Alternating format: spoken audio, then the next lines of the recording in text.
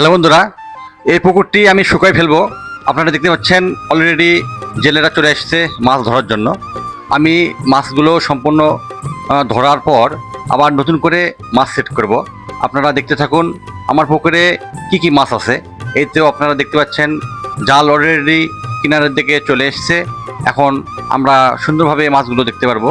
যে মাছগুলো লাফালাফি করছে এই মাছগুলো আপনারা অনেকে চেনেন, জানেন এবং অনেকেরই প্রিয়। আমার খুবই প্রিয় মাছটি হচ্ছে রুই মাছ। আমার খুবই ভালো লাগে।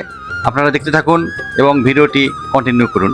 আমি কিভাবে মাছ নিয়ে যাই এই মাধ্যমটা আমি আপনাদেরকে দেখাবো এবং শেয়ার করব। এখন এই মাছগুলো ধরা হবে।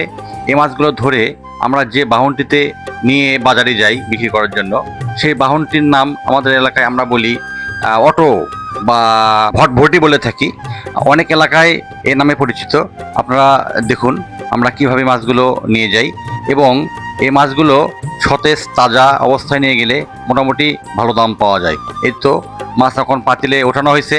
এই মাছগুলো আমরা এখন গাড়িতে নিয়ে যাব। এই যে জেলে নিয়ে যাচ্ছি ভাড়ে করে। আমি চলে এসেছি অলরেডি গাড়ির কাছে। এই গাড়িটিকে আমরা ভটভটি বলে থাকি।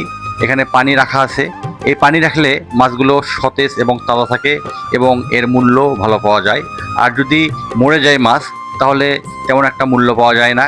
আমরা এই পদ্ধতি অবলম্বন করি এবং এভাবেই আমরা মূলত মাছ নিয়ে যাই বাজারে, আড়তদারে।